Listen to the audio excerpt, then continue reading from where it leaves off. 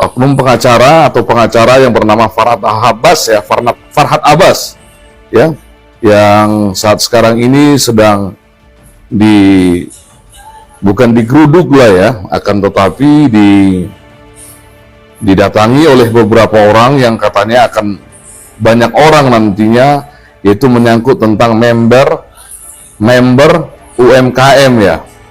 Begitu kira-kira pemberitaan itu memberitakannya ya. Kemudian YouTube juga yang kita lihat ya, bahwa ada beberapa orang laki-laki, jenis kelamin laki-laki dan perempuan ya, yang mendatangi tempat kediaman dari rekan sejawat Farhad Abbas ya, seorang pengacara ya, yang tahu saya sampai saat sekarang ini Farhad Abbas sebagai orang yang berprofesi sama dengan saya, yaitu sebagai pengacara atau sebagai lawyer, belum ada menanggapinya secara langsung gitu kan. Padahal sebenarnya ini kan sebuah momentum sebenarnya untuk Farhad Abbas untuk segera mengklarifikasi atau memberitahukan keadaan sebenarnya bagaimana begitu kan, terhadap ya adanya beberapa orang yang mendatangi rumah kediamannya begitu. Itu kan harus sudah menjadi perhatian begitu loh. Itu sudah harus menjadi perhatian begitu. Apalagi jika tuduhan-tuduhan itu menyangkut tentang bagaimana Farhad Abbas menjalankan profesinya sebagai pengacara kan. Yang mana dari keterangan yang diberikan oleh salah satu orang yang mendatangi rumahnya Farhad Abbas ya, bahwa dia mengatakan bahwa kedatangan mereka adalah untuk bertemu dengan Farhad Abbas ya, rekan sejawat Farhad Abbas, yang mana berdasarkan dugaan atau tuduhan-tuduhan mereka ya, bahwa Farhad Abbas ada menguasai uang mereka begitu, sejumlah kurang lebih 50 miliar begitu kira-kira ya, informasi yang kita dapat. Mungkin kawan-kawan yang nonton atau yang ada di live ini mungkin sudah sedikit banyak mengetahui informasi itu gitu kan, begitu. Jadi kenapa seorang orang yang berprofesi yang sama dengan Farhad Abbas ya, seperti saya gitu kan, ambil posisi untuk angkat bicara juga. Karena apa? Karena jangan sampai ada sebuah tindakan-tindakan daripada pengacara dalam menjalankan profesinya ya, dengan melakukan tindakan-tindakan yang merugikan daripada pihak lain begitu kan, yang mana pada saat ada kepercayaan yang diberikan kepada si pengacara, kemudian kepercayaannya itu disalahgunakannya dengan pendapatan keuntungan, apalagi keuntungan itu bukan kecil ya, katanya sampai 50 miliar begitu kan. Jadi jangan sampai ya, kita berharap bahwa seperti saya lah ya, jangan sampai profesi pengacara itu tercoreng dan kemudian rasa kepercayaan daripada masyarakat atau calon-calon pengguna jasa pengacara nanti itu ya akan hilang begitu loh. Oleh karena apa? Oleh karena ya, menurut cerita daripada para orang yang melakukan, bukan menggeruduk lah ya, akan tetapi mendatangi, katanya ingin ketemu dengan Farhad Abbas. Mereka mengatakan bahwa mereka ingin meminta pengembalian uang mereka yang dititipkan, kan begitu ya isi daripada YouTube dan berita-berita infotainment itu ya. Mereka ingin meminta uang yang dititipkan ya ke salah satu pengacara, itu adalah Farhad Abbas begitu kan, sejumlah 50 miliar. Dan itu kejadiannya sudah dari kemarin sampai saat sekarang ini saya belum ada melihat klarifikasi daripada Farhad Abbas terhadap itu gitu.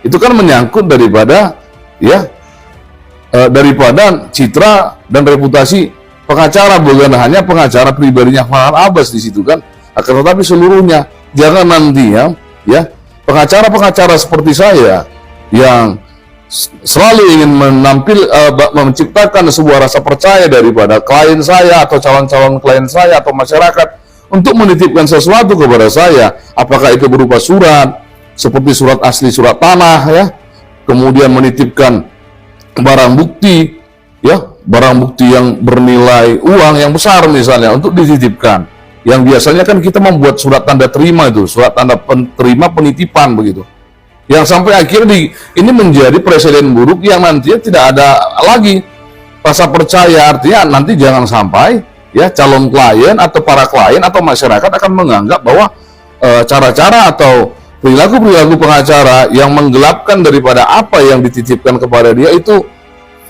terjadi dan sering terjadi begitu. Jadi itu yang harus segera diklarifikasi oleh Farhad Abbas. Ya, nanti jangan sampai ya calon klien atau para klien atau masyarakat akan menganggap bahwa cara-cara atau perilaku-perilaku pengacara yang menggelapkan daripada apa yang dititipkan kepada dia itu terjadi dan sering terjadi begitu. Jadi itu yang harus segera diklarifikasi oleh Farhad Abbas kan. Jika memang Farhad Abbas tidak merasa benar bahwa seperti itu apa yang dituduhkan itu adalah sebuah ketidakbenaran, maka dia harus segera melakukan klarifikasi. Yang kita ketahui juga kan Farhad Abbas itu kan rajin untuk melakukan klarifikasi dengan cara mengundang-undang rekan-rekan pers, rekan-rekan media kan. Tapi kenapa di momentum ini, di kejadian ini dia tidak langsung mengambil posisi? Harusnya kemarin dia sudah ada setengah jam si mereka-mereka yang mendatangi kediaman rumahnya dia. Harusnya dalam waktu paling lama setengah jam dia sudah harus melakukan klarifikasi. Apakah melalui akun media sosialnya, di YouTube, di TikTok, atau mengundang dari rekan-rekan pers untuk dia memberikan klarifikasi. Tapi sampai saat ini belum ada begitu loh. Jadi seolah-olah ya dalam waktu yang sekian lama ini kok seperti ada pembiaran gitu kan.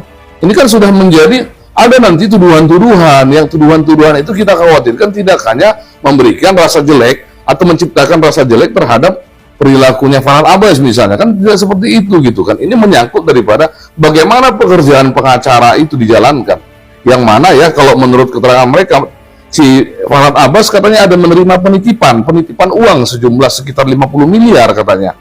Kemudian di saat itu diminta oleh orang yang menganggap bahwa itu kewenangan adalah mereka untuk diminta itu barang yang dititipkan atau uang yang dititipkan sejumlah 50 miliar itu tidak diberikan begitu kan. Ini kan menyangkut trust atau kepercayaan nantinya ya terhadap profesi pengacara secara keseluruhan kan. Karena biasa itu memang kita dalam melakukan pendampingan hukum ya terhadap klien ya, kita ada menerima penitipan gitu, penitipan barang bukti ya, dan yang mana barang bukti itu bisa bernilai uang, bisa bernilai emas, bisa bernilai kendaraan, bisa bernilai segala macam yang dapat barang bukti itu yang dapat dinilai dengan uang gitu loh, gitu. Dan biasanya kan kita membuat surat penitipan itu, bahwa kita menerima penitipan itu dan akan dikembalikan pada saat kapan di surat itu dituliskan begitu. Jika itu seperti saya misalnya, jika itu saya gelapkan, ya, ini kan juga menyangkut daripada citra pengacara secara keseluruhan kan. Jangan kekhawatiran dari calon klien atau masyarakat yang ingin menggunakan jasa advokat itu bisa hilang rasa kepercayaan itu kan, walaupun kan sebenarnya itu tidak bisa digeneralisasi, tidak bisa dianggap bahwa itu semua dilakukan seperti itu, bahwa seluruh pengacara berperilaku seperti itu, begitu kan. Akan tetapi kan paling tidak itu harus diklarifikasi secara cepat oleh Farhad Abbas gitu loh, karena itu juga itu pemberitaan bahwa rumahnya itu didatangi atau digeruduk ya untuk bertemu dengan Farhad itu kan sudah berita yang saat ini dari kemarin itu sudah sangat menggemparkan juga kan. Makanya saya di sini, saya sebagai orang yang berprofesi sebagai pengacara ya, rekan sejawatnya juga itu si pengacara Farhad Abbas kan, meminta untuk Farhad Abbas harus langsung untuk memberikan klarifikasi secepat-cepatnya. Bagaimana sebenarnya begitu loh? Kenapa dibiarkan?